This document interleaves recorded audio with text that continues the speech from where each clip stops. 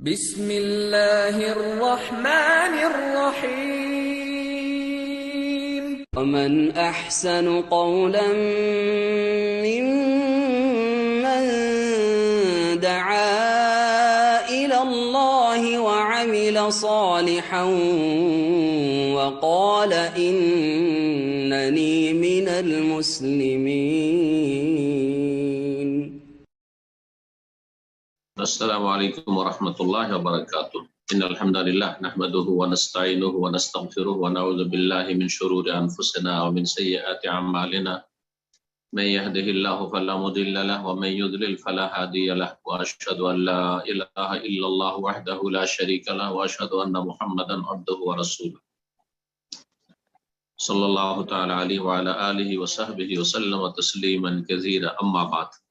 সম্মানিত দ্বীনী ভাতৃমণ্ডলী, আল্লাহ রাব্বুল আলামিনের প্রশংসা এবং প্রিয় নবী মুহাম্মদ রাসূলুল্লাহ সাল্লাল্লাহু আলাইহি সাল্লামের উপর সালাতু সালামের পর আজ রবিবার 26শে সফর 1443 হিজরি মোতাবেক 3রা অক্টোবর 2021 আমাদের ধারাবাহিক আলোচনা নাজাত প্রাপ্ত দলের আকীদা পর্ব নম্বর 61।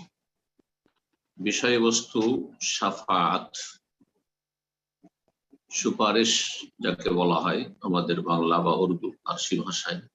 শাফাআতের প্রতি ঈমানের দলিল এবং কার পক্ষ থেকে সুপারিশ হবে, কার জন্য হবে, কখন হবে, এ হচ্ছে আজকের বিষয়বস্তু। লেখক ইমাম হাফিজ হাকামি রহমতুল্লাহ আলাইহি এই মর্মে আজকের দর্শে যে কথাগুলি আলোচনা করব তাতে 12টি আয়াত নিয়ে এসেছেন এবং 2-3টি হাদিস নিয়ে এসেছেন। সবগুলি আয়াতের সম্পর্ক শাফাআতের সাথে। তো দেখা যাক লেখক কি বলছেন। বলছেন মা দালিলুল ঈমান বিশ-শাফাআহ, শাফাআতের প্রতি ঈমানের দলিল প্রমাণ কি, অমিম্মান তাকুন এবং সুপারিশ কার পক্ষ থেকে হবে, ওয়ালিমান তাকুন এবং সুপারিশ কার জন্য হবে, অমাতা তাকুন এবং কখন সুপারিশ হবে। শাফাআত, এই শাফাআত সম্পর্কে দুটো আলোচনা হবে, আজকে একটি আর আরেকটি সামনের সপ্তাহের আলোচনা থাকবে। ঈমান বিল ইয়াউমিল আখির, পরকালের প্রতি ঈমানের ধারাবাহিক আলোচনা চলে আসছে দীর্ঘ সময় ধরে। আমাদের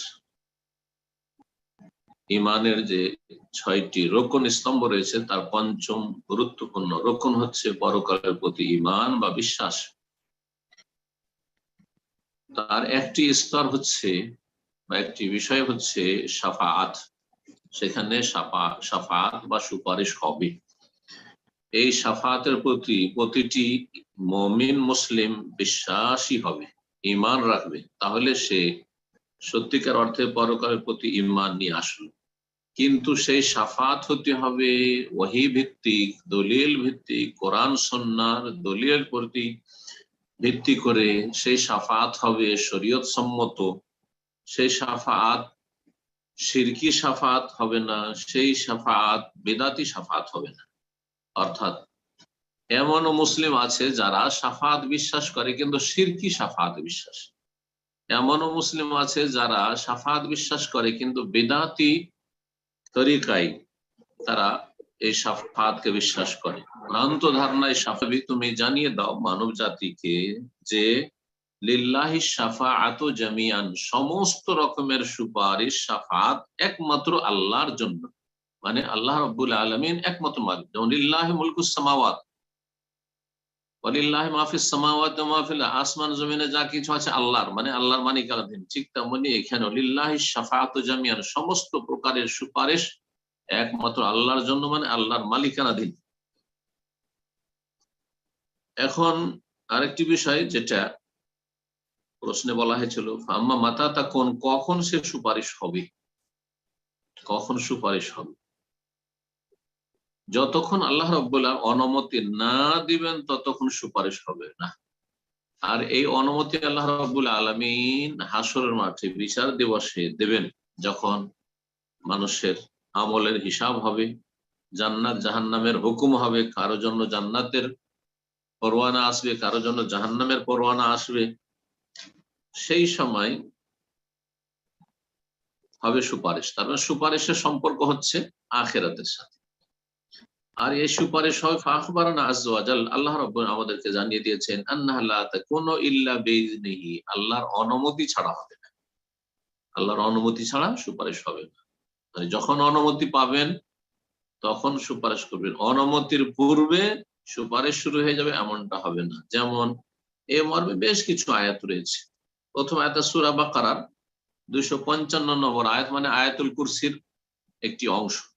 মান যাল্লাযী ইয়াশফাউ ইনদাহু ইল্লা বিইজনিহি, এমন কে আছে যে তার নিকট সুপারিশ করতে পারে ইল্লা বিইজনিহি, তার অনুমতি ছাড়া, তার অনুমতি ব্যতিক্রমে। আল্লাহর এজেন্ট অনুমতি ছাড়া কে আছে, কোন শক্তি কি আছে যে তার কাছে শাফাআত করতে পারে? তাহলে সুপারিশ হবে আল্লাহর কাছে, এবং সে সুপারিশ হবে আল্লাহ রাব্বুল অনুমতি ছাড়া। অনুমতি ছাড়া কোন শক্তি নেই যে সুপারিশ করতে পারে। রব্বুল আলামিন সূরা ইউনূসের আয়াত নম্বর 3 এ বলছেন মা মিন শাফিন ইল্লা মিন বাদি ইযনি, এমন কোন সুপারিশকারী হবে না যে তার অনুমতি ছাড়া সুপারিশ করবে, বা অনুমতির আগে সুপারিশ, ইল্লা মিন বাদি ইযনি, তার অনুমতির পরেই সুপারিশ করতে পারবে। রব্বুল আলামিন সূরা নাজম আয়াত নম্বর 26 এ আরো বলছেন ওয়া কাম মিন মালাকিন ফিস সামাওয়াত, আকাশসমূহে বহু ফেরেশতা রয়েছে।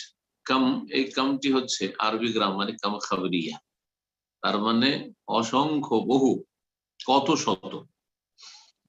কাম মানে কত, একটা জিজ্ঞাসামূলক হয়, কাম ইস্তেফহামিয়া। কেউ যদি জিজ্ঞেস করে কাম দিরহামান ইনদাক, তোমার কাছে কয়টি টাকা আছে, এটা হচ্ছে ইস্তেফহামি, জিজ্ঞাসামূলক। আর এটি হচ্ছে কাম খাবরিয়া, যেটা আরবি গ্রামারে। অর্থাৎ আল্লাহ রাব্বুল আলামিন এটা জানিয়ে দিচ্ছেন যে অসংখ্য, কত শত এমন ফেরেশতা রয়েছে আকাশ সমূহে, লা তুগনি শাফাআতুহুম শাইআন, তাদের সুপারিশ, তাদের শাফাত কোনো কাজে আসবে না, ইল্লা মিন বাদি আইয়াযানাল্লাহ, তবে আল্লাহর অনুমতির পরে। তাহলে ফেরেশতা জিবরাইল, মিকাইল, ইসরাফিল তারাও সুপারিশ করবেন আয়াত প্রমাণ করে, কিন্তু কখন? আল্লাহর অনুমতির পরে, তার আগে কোনো ক্ষমতা নেই সুপারিশের। তাহলে অনুমতি এক হইলো সুপারিশকারীর জন্য, আর কার জন্য? লেমাই আসা, যার জন্য আল্লাহ চাইবেন। এই নয় যে যখন অনুমতি হয়ে গেল যাকে তাকে আমি জান্নাতে নিয়ে চলে যাব। ফেরেশতা, আম্বিয়া, রসুলগণ বা যারা সুপারিশকারী হবেন, তারা যাকে ইচ্ছা মনের মতো লোককে জান্নাতে নিয়ে চলে যাবেন না। লেমাই আসা, যার সম্পর্কে আল্লাহ চাইবেন, ওয়ারদা, এবং যাকে আল্লাহ পছন্দ করে, যার উপর আল্লাহ সন্তুষ্ট হবে, আল্লাহ রেজামন্দি, সন্তুষ্টি শর্ত। তাহলে দুটো শর্ত আমরা জানতে পারলাম এখন পর্যন্ত, আর এগুলি বারবার করে সেই আয়াতগুলিতে আসবে। একটা হচ্ছে আল্লাহর এজেন্ট, অনুমতি, আর একটি হচ্ছে আল্লাহ রেজা, মানে আল্লাহ সন্তুষ্টি। আল্লাহ রাব্বু যতক্ষণ পর্যন্ত রাজি না হবেন যে এর জন্য সুপারিশ করতে পারবে, ততক্ষণ সুপারিশ হবে না। এবং যার জন্য আল্লাহ রাজি হবেন তার ক্ষেত্রে অনুমতি দেবেন। সূরা সাবার আয়াত নম্বর 23 আল্লাহ বলছে ওয়ালা তানফাউ শাফাআতু ইনদাহু, আল্লাহর নিকটে সুপারিশ, শাফাত কোনো কাজে আসবে না, ইল্লা লিমান আযিনা লাহ, তবে যার জন্য আল্লাহ অনুমতি দেবেন, যার জন্য আল্লাহ অনুমতি দিবেন, যাকে অনুমতি দিবেন এবং যার জন্য দেবেন। ওয়া আম্মা মিম্মান তাকুন, এখন এক একটি করে বলছেন যে কার পক্ষ থেকে সুপারিশ হবে আর কার জন্য হবে। তো কার পক্ষ থেকে সুপারিশ হবে বলছেন ফাকামা আখবারানা তাআলা, যেমন আল্লাহ জানিয়েছেন আন্নাহা লা তাকুনা ইল্লা মিন বাদি ইযনি, যেমন আল্লাহর অনুমতির আগে হবে না, বরং অনুমতির পরেই সুপারিশ হবে, ঠিক তেমনি আখবারানা আইজান, এটাও জানিয়ে দিয়েছে আন্নাহু লা ইয়াযানু ইল্লা লিআউলিয়াইহি, অনুমতি দিবেন একমাত্র তার আউলিয়াদেরকে, তার বন্ধুদেরকে, তার নেক বান্দাদেরকে, আল মুরতাদিন আল আখিয়ার, যারা আল্লাহর সন্তোষ ভাজক, আল্লাহ রাব্বুল যাদের উপর সন্তুষ্ট হবেন, আল আখিয়ার, এবং যারা নেক, সৎকর্মশীল যারা। যেমন আল্লাহ রাব্বুল বলছে লা ইয়াতাকাল্লামুন, সেই দিন কোন ব্যক্তি কথা বলতে পারবে না, ইল্লা মান আযানা লাহুর রহমান, তবে যাকে পরম করুণাময় আল্লাহ রাব্বুল আলামিন অনুমতি দিবেন সুপারিশের জন্য কথা বলার জন্য। ওয়াকালা সওয়াবা, এবং সে সঠিক কথা বলবে। ওয়াকালা সওয়াবার একটি তাফসীর হচ্ছে সে সঠিক কথা বলবে, অর্থাৎ এমন কথা নেই যেটার অনুমতি নেই, এমন কিছু নাই যেটা অনেক বিদআতপন্থীরা ভাবে যে সেখানে যা ইচ্ছা তাই করবে, সুপারিশ করতে গিয়ে আল্লাহর ওলিরা নিজের ক্ষমতায় তারা নিয়ে চলে যাবে, না, এরকম না। সঠিক কথা, কোরআন সুন্নাহ ভিত্তিক যে শাফাআত রয়েছে সেই শাফাআতের কথা বলবে, অর্থাৎ যাদের জন্য অনুমতি রয়েছে। এমন নয় যে কেউ ঈমান ভঙ্গ করে মারা গেছে, বড় শিরক করে মারা গেছে, তার জন্য সুপারিশ হবে। আর এমন নয় যে তারা শিরক বিদআতে ধর্মকর্ম মানুষকে শিখিয়ে গেছে আর তাদের কবরগুলি পাকা করে পূজা করা হচ্ছে, মাজার পূজা, আর তাদের সম্পর্কে এই ধারণা যে এরাই হচ্ছে ওলি আউলিয়া আর এরাই সুপারিশ করবেন, না না, এটা হবে।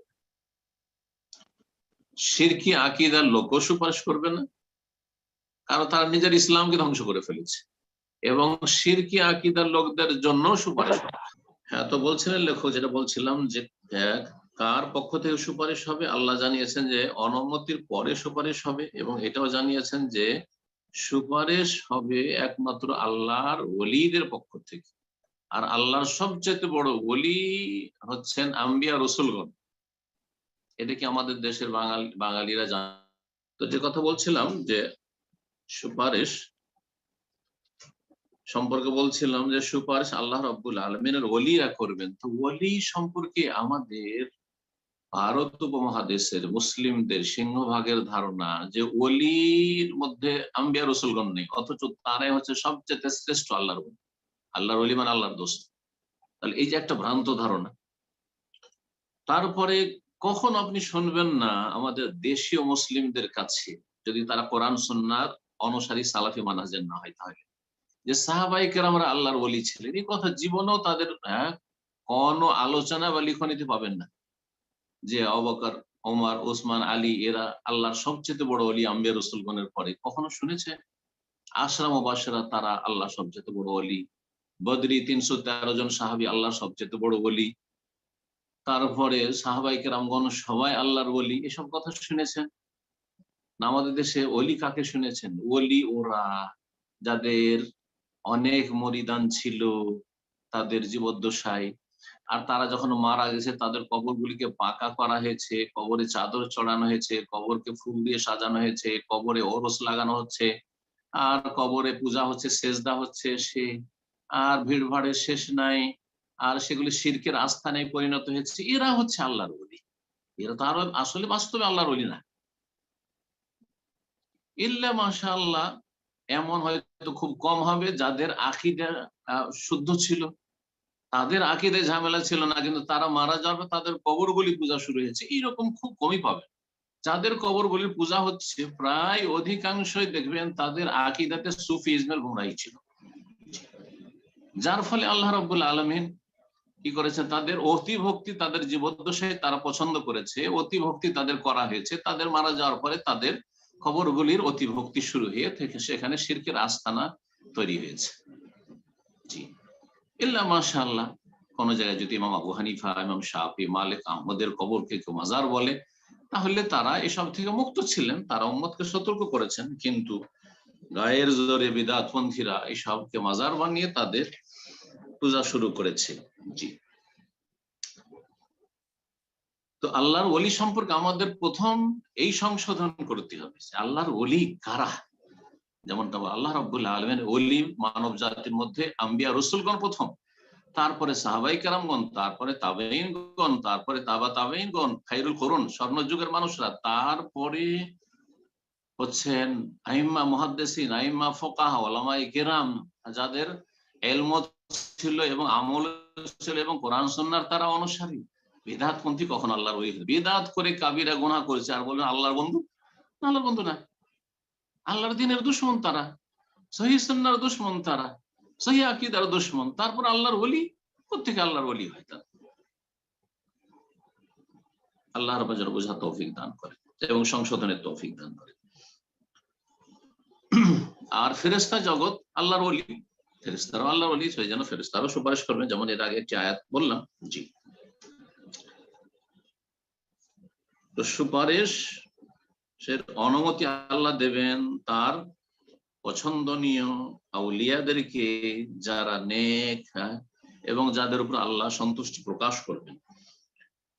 যেমন আল্লাহ রাব্বুল আলামিন সূরা নাবার আয়াত নম্বর 38 এ বলেছেন, লা ইয়াতাকাল্লামুন, কথা বলবে না সেই দিন, কথা বলতে পারবে না কেউ সেই দিন, ইল্লা মান আযিনা লাহুর রহমান, তবে যাকে আল্লাহ অনুমতি দেবেন, ওয়াকালা সাওয়াবা, এবং কথা বলবে তো সঠিক কথা বলবে।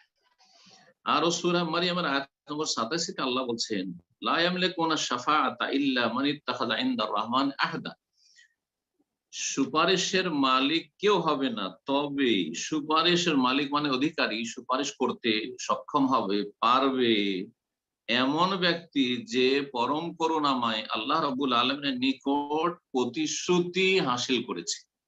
এ আহদা, প্রতিশ্রুতি হাসিল করেছে কিসের? নিজের নাজাতের, নিজের মুক্তির। অর্থাৎ এই আহদার তাফসীরে কেউ বলেছেন লা ইলাহা ইল্লাল্লাহ, আর কেউ বলেছেন মুমিন। যে আল্লাহর কাছে প্রতিশ্রুতি পেয়েছে মানে সে তৌহিদবাদী, লা ইলাহা ইল্লাল্লাহ আর প্রতিষ্ঠা করেছে, লা ইলাহা ইল্লাল্লাহর দাওয়াত দিয়েছে, লা ইলাহা ইল্লাল্লাহ প্রচার প্রসার করেছে, এবং নিজেও লা ইলাহা ইল্লাল্লাহ ইলম হাসিল করে তার প্রতি আমল করেছে, আর সে হচ্ছে সত্যিকার মুমিন।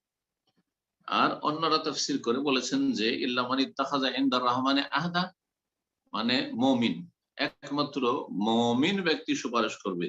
তার মানে যা কাউকে যদি ওলি মনে করা হয় কিন্তু সেই ব্যক্তি শরীয়ত বিরোধী কাজ করেছে, সেই ব্যক্তি হলুলি আকীদার ছিল, হোসেন মানসুর হাল্লাজের মতো, অথবা ওয়াহদাতুল ওজুদের আকীদার প্রতিষ্ঠাতা ছিল ইবনে আরবির মতো, আর তাদের অনুসারী ছিল শিরকি কুফরি আকীদা, আনাল হক বলে আল্লাহর ওলি সে হয়েছে, এই বিশ্বাস, এই শিরকি বিশ্বাস, এই কুফরি বিশ্বাস যারা প্রচার প্রসার করেছে এবং রাখে, আর এসব যারা বয়ান করে থাকে, তারা কি করে আল্লাহর ওলি হতে পারে?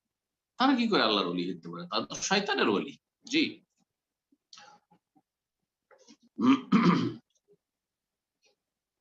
তারপরে লেখক বলছেন, ও আম্মা লিমান তাকুন, সুপারিশ কার জন্য? এতক্ষণ আলোচনা হচ্ছিল যে সুপারিশ কার পক্ষ থেকে হবে, সুপারিশ কার জন্য হবে। বলছে ফাখবর আন্নাহু লা ইয়াজানু ইল্লা লা ইয়াজানু আন ইয়াশফা ইল্লা লিমান ইরতাদা। আল্লাহ রাব্বুল আলামিন এটাও জানিয়ে দিয়েছেন যে আল্লাহ অনুমতি দিবেন একমাত্র সুপারিশের জন্য ওই সব লোকের ক্ষেত্রে যাদের উপর আল্লাহ রাজি থাকবেন। আল্লাহর অবাধ্য, গুনাহগার, কিন্তু ঈমান ইসলাম ভঙ্গ করে মারা যায়নি, এমন অপরাধ করেনি যে সুপারিশযোগ্য নয়, বড় শিরকে লিপ্ত ছিল না, বড় শিরকের ওপর মারা যায়নি, কিন্তু তাদের পাপ থেকে গেছে, তাদের হাসানাত নেকিও ছিল, তাদের সাইয়াত গুনাহও ছিল, যাদের ক্ষেত্রে আল্লাহ সন্তুষ্টি প্রকাশ করবেন যে হ্যাঁ ঠিক আছে, এই শ্রেণীর লোকদের জন্য সুপারিশ করতে পারা। কি হয়েছে, নাস্তিকের জন্য সুপারিশ করবে যেমন সম্ভব নয়, তেমন কেউ বহুত্ববাদী মুশরিক মাজার পূজারীর জন্য সুপারিশ করবে, অসম্ভব কথা। জি, যেমন আল্লাহ রাব্বুল বলছে সূরা আম্বিয়া আয়াত নম্বর 28, ওয়ালা ইয়াশফাউনা ইল্লা লিমান ইরতাদা, আর যারা সুপারিশ করবে তারা সুপারিশ করতে পারবে না তবে লিমান, ওই ইল্লা লিমান, ওই সব লোকদের জন্য, ইরতাদা মানে আল্লাহ যাদেরকে পছন্দ করবে, যাদের আল্লাহ রাজি হবে। রব্বুল আলামিন আরো ইরশাদ করে সূরা তাহর আয়াত 109, ইয়াউমা ইযিল লা তানফাউ শাফা, সেই দিন বিচার দিবসে কোন সুপারিশ কাজে আসবে না, ইল্লা মান আযিনা লাহুর রহমান, তবে পরম করুণাময় যাকে অনুমতি দেবেন বা যার জন্য অনুমতি দেবেন, যার জন্য সুপারিশ করার অনুমতি দিবেন, ওয়া রাদিয়া লাহু কাওলা, এবং তার সম্পর্কে কথা বলাতে সন্তুষ্টি প্রকাশ করবেন যে হ্যাঁ ঠিক আছে, এই ব্যক্তি এই কাবিরা গুনাহগুলি করেছে বা এই গুনাহগুলির জন্য ফেঁসে গেছে, বা এর মর্যাদা তুমি উঁচা করার দরখাস্ত করছো, ঠিক আছে, এর জন্য আমি সন্তুষ্টি প্রকাশ করছি, এবং এর জন্য বা এই সেই লোকের জন্য সুপারিশ করতে পারো।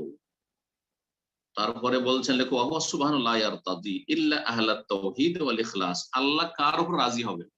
বলছে আল্লাহ একমাত্র রাজি হবেন আহলে তাওহীদ, যারা তাওহীদবাদী, তাওহীদ প্রতিষ্ঠাকারী, তাওহীদ আকীদাতে প্রতিষ্ঠা করেছে, ইবাদত বন্দেগীতে প্রতিষ্ঠা করেছে, জীবনের প্রতিটি ক্ষেত্রে আল্লাহর একত্ব প্রতিষ্ঠা করেছে, ওয়াল ইখলাস, এবং যারা নিষ্ঠাবান, যাদের তাওহীদের জায়গায় শিরক ছিল না, যাদের তাওহীদের জায়গায় মুনাফিকি নাস্তিকতা ছিল না, যাদের তাওহীদের জায়গায় কুফর ছিল না, ইখলাস, নিষ্ঠা ছিল তাদের।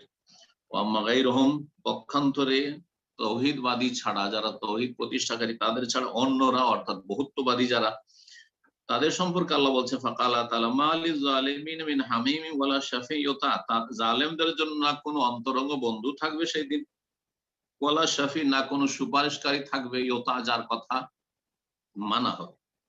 সূরা গাফির, যার অপর নাম হচ্ছে সূরা আল মুমিন, আয়াত নম্বর 18।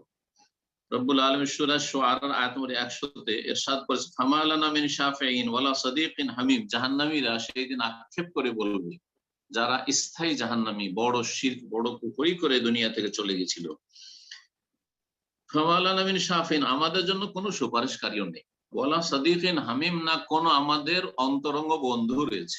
এখানে না কোনো বন্ধু কাজে আসলো, দুনিয়া অনেক বন্ধু বান্ধব ছিল, না কোনো সুপারিশকারী আমাদের জন্য রয়েছে। রব্বুল আলামিন আরো বলছেন তাদের সম্পর্কে সূরা মুদাসসির আয়াত 48-এ। তার আগে আল্লাহ রাব্বুল আলামিন বলেছেন ফি জান্নাতিন ইয়াতাসাআলুনা আনিল মুজরিমিনা মা সালাকাকুম ফি সাকার ক্বালু লাম নাকু মিনাল মুসাল্লিন। এখানে বিশেষ করে বেনামাজিদের সম্পর্কে, কারণ মুসলিম সমাজে বেনামাজি শতকরা 95 জন। এই 95 জনের মধ্যে কেউ বছরে শুধু 2টি ঈদ পড়ে, কেউ সপ্তাহে সপ্তাহে জুমা পড়ে, আর কেউ খেয়াল খুশি যখন মন হইলো রমজান মাসে পড়ে নিল, বালা মুসিবত আসলে পড়ে নিল, বাপ মা মারা গেছে পড়ে নিল, ছেলে মেয়ে স্ত্রী মারা গেছে তখন পড়ে নিল, 2-4 দিন ইবাদতবন্দি করে নিল, বিপদে পড়েছে তখন খুব আল্লাহকে ডেকে নিল, আর তারপরে খবর নেই।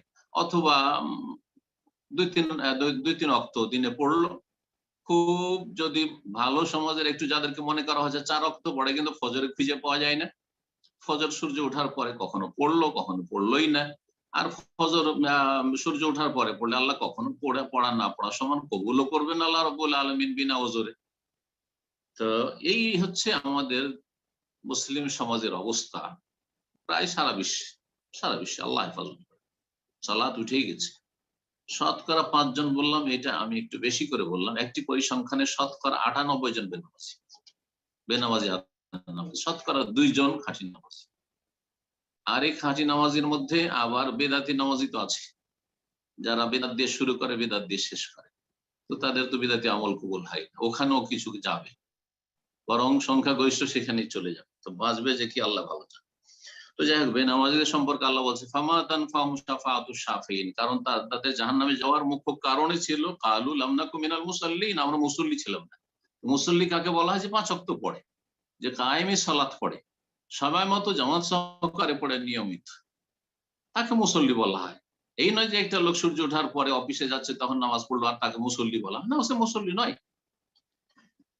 তো জাহান্নামে যাওয়ার, মুসলিম সমাজের জাহান্নামে যাওয়ার অনেকগুলি কাবিরা গুনাহ আছে, কিন্তু সবচেয়ে বড় কাবিরা গুনাহ যেটি মুসলিম সমাজের জাহান্নামে যাওয়ার শিরকের পরে, সেটা হচ্ছে লাম নাকু মিনাল মুসাল্লিন, আমরা মুসল্লি ছিলাম না। সালাত না পড়লে জান্নাত পাওয়া যাবে না, আশা করে বসে থাকিয়েন না, আশা যদি পুরা করতে চান তো কর্ম করেন, আল্লাহ যেন তৌফিক দান করেন।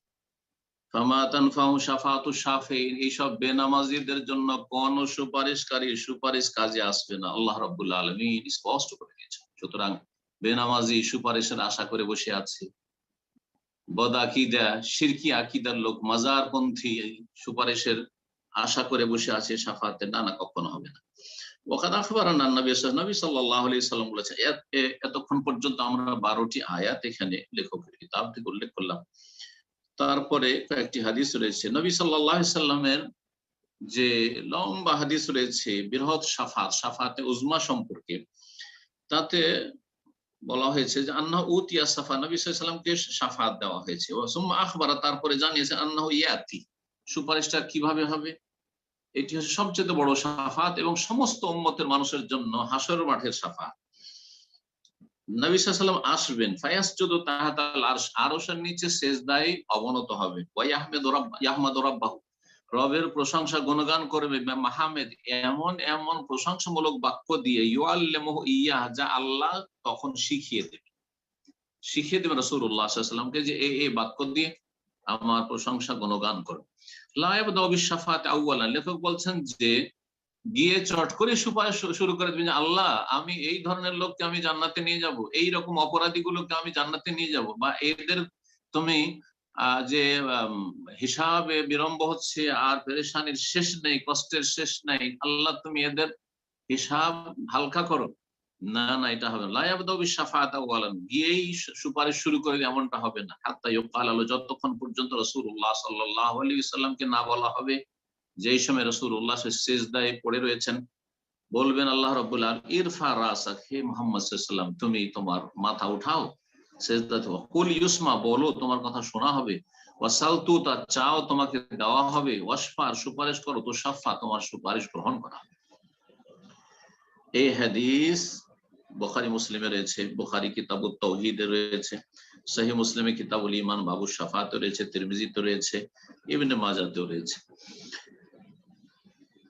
হাদিসের একটি অংশ শুধু বর্ণনা করা হলো, কারণ হাদিস অনেক লম্বা হাদিস রয়েছে। তারপরে বলছে তারপরে জানিয়েছেন নবী আন্নাহু লা ইয়াশফাউ ফি জামিল ওয়াসাত মিন আহলি তাওহীদ, যে রাসূলুল্লাহ সাল্লাল্লাহু আলাইহি ওয়াসাল্লাম যখন সুপারিশের অনুমতি দেওয়া হবে, তার মানে এই নয় যে সমস্ত নাফরমান গুনাহগার যত আছে সবার জন্য একসাথে সুপারিশ হয়ে যাবে, এমনটা হবে না। দাফআতান ওয়াহিদা, একবারে এক বাক্যে একটা কথা, আল্লাহ যত নাফরমান আছে যত গুনাহগার আছে সবগুলির জন্য সুপারিশ, এমনটা হবে না। বাল কাল, বরং হাদিসে রয়েছে ফায়ুহাদ্দু লি হাদ্দান, নবী সাল্লাল্লাহু আলাইহি ওয়াসাল্লাম বলছেন আমার জন্য একটা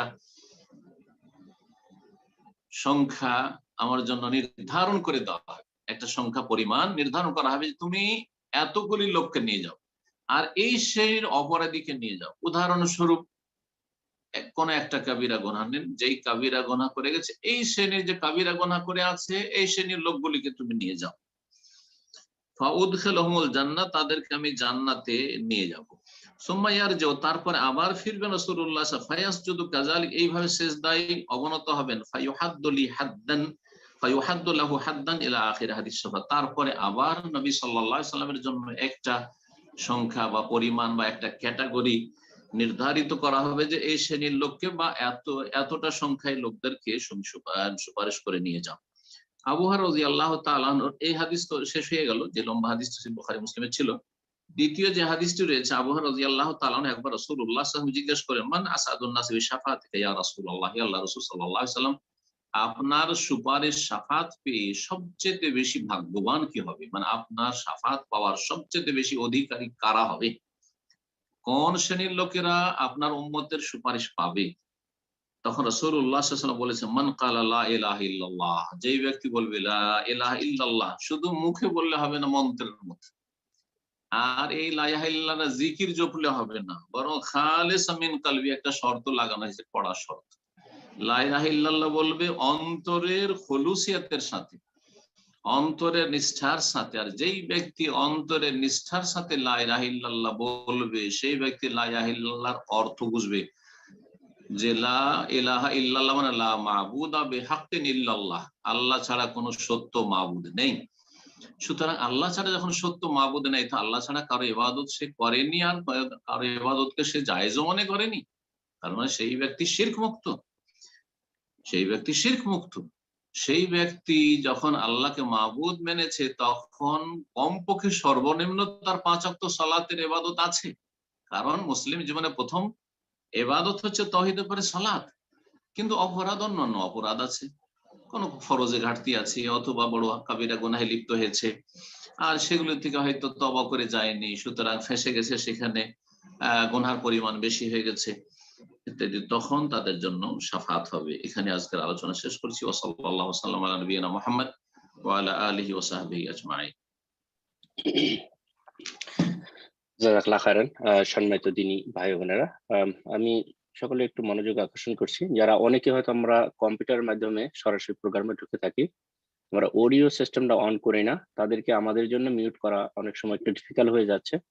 আপনাদের ব্যাকগ্রাউন্ড নয়েজ হচ্ছে, আপনাদের প্রতি অনুরোধ থাকবে যখনই আমরা প্রোগ্রামে ঢুকবো অডিও সিস্টেমটা অন করে দিবেন, যাতে করে আমাদের অটো সিস্টেমে আপনাদের ফোনগুলো মিউট হয়ে যায়, তাহলে আলোচনাতে ব্যাঘাত ঘটবে না ইনশাআল্লাহ। তো ইনশাআল্লাহ আমরা সময় না নিয়ে এখনই প্রশ্নোত্তর পর্বে চলে যাচ্ছি ইনশাআল্লাহ। তো আমরা শুরুতেই প্রশ্ন নিব। প্রশ্ন করবেন সাকিব হাসান, আপনি প্রশ্ন করুন।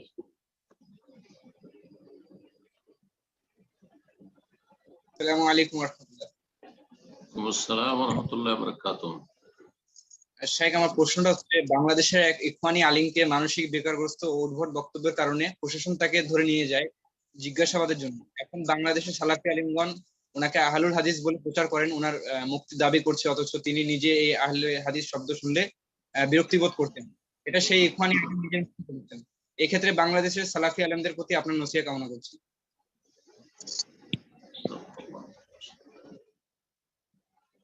বিসমিল্লাহির রহমানির রহিম, আলহামদুলিল্লাহ ওয়াসসালাতু ওয়াসসালামু আলা রাসূলিল্লাহ ওয়া আলা আলিহি ওয়া সাহবিহি আজমাইন ওয়া বাদ। প্রশ্ন করেছেন খুব স্পর্শকাতর, যে জনৈক কোন আলেমকে সরকার ধরে নিয়ে গেছে তার অপরাধের কারণে। সরকারের অধিকার আছে দেশের যে কোনো নাগরিকের ক্ষেত্রে খোঁজ খবর নেওয়ার, এবং সে যদি আসলে অপরাধী হয় তাহলে তাকে শাস্তি দেবে, আর যদি অপরাধী না হয় তাহলে তাকে ছেড়ে দেবে, জুলুম করবে না। তো এখন প্রশ্ন যে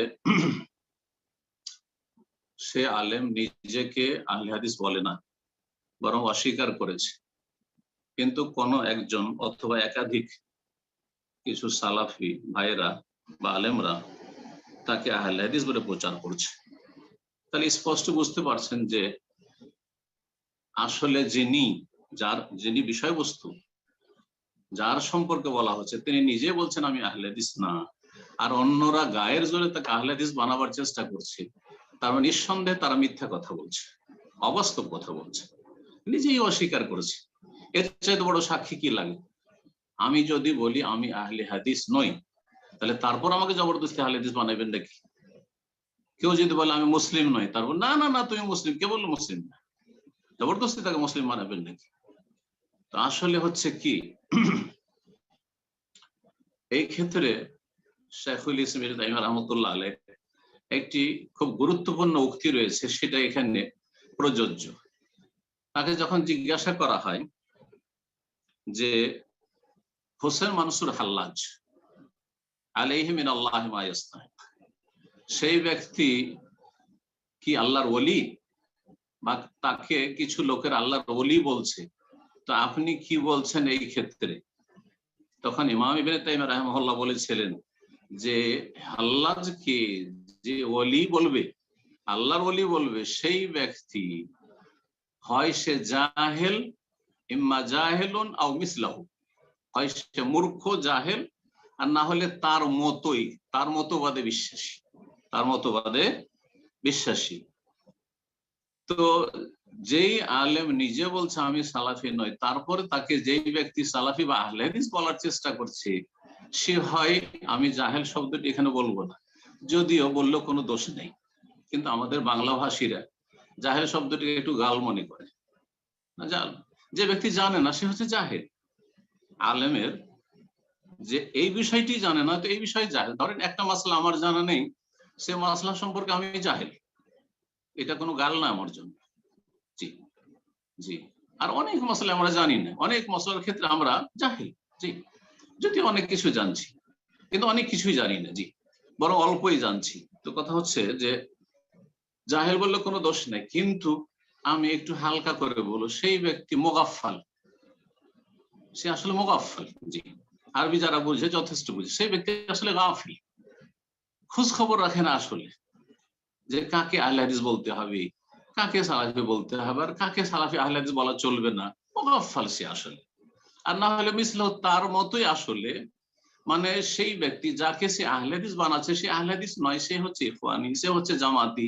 আর যেই ব্যক্তি সার্টিফিকেট সেও জামাতি, কিন্তু সে জানছে যে বর্তমান যে পরিস্থিতি, সেখানে জামাতি বললে আমারও বিপদ রয়েছে, আর জামাতি বললে তারও বিপদ রয়েছে, তার বিপদ বাড়বে, সুতরাং না, তাকে আহলে হাদিস বানাবার চেষ্টা করি, তাকে আহলে হাদিস বানাবার চেষ্টা করি, তাহলে আমারও লাভ হবে, তারও লাভ হবে।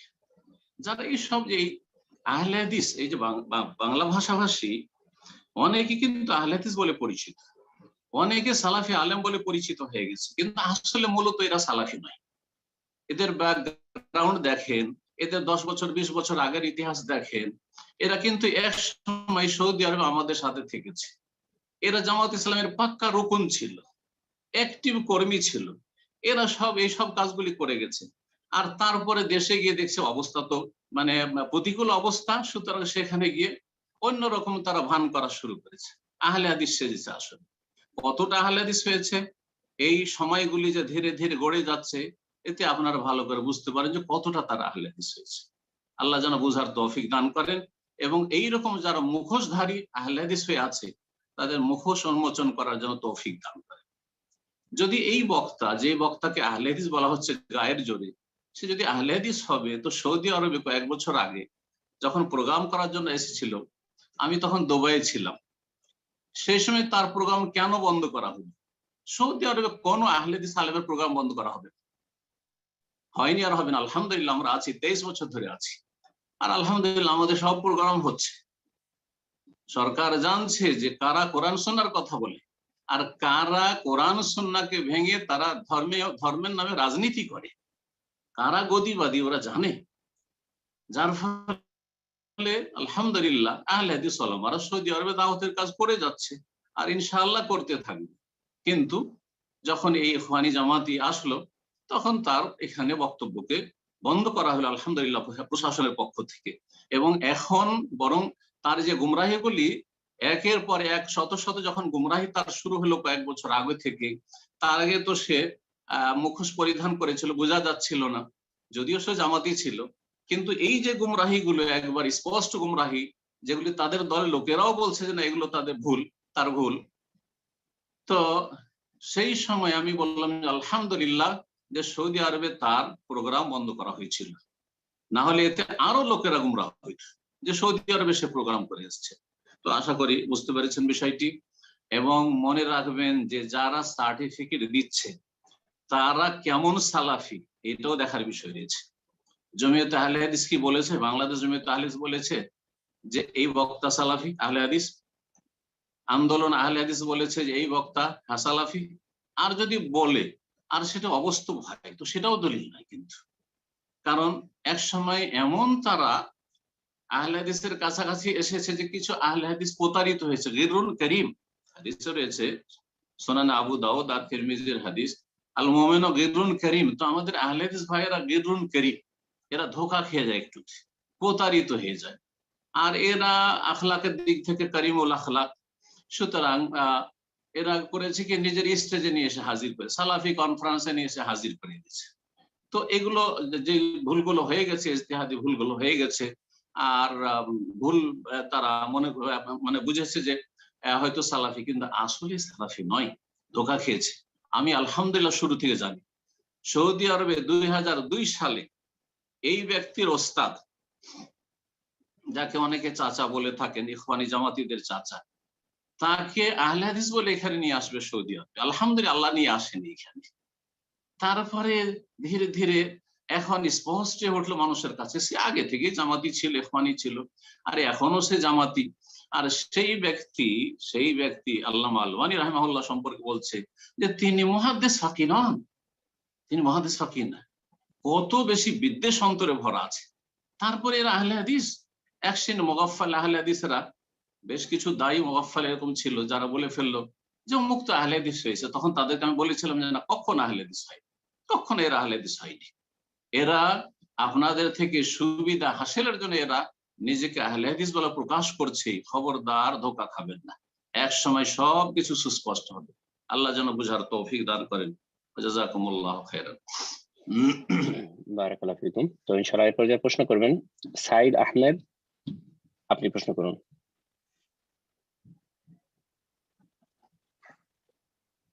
আসসালামু আলাইকুম ওয়া রাহমাতুল্লাহি ওয়া বারাকাতুহু। আসসালামু ওয়া রাহমাতুল্লাহি ওয়া বারাকাতুহু। সাইদ রেহান বলছি না। জি জি বলেন।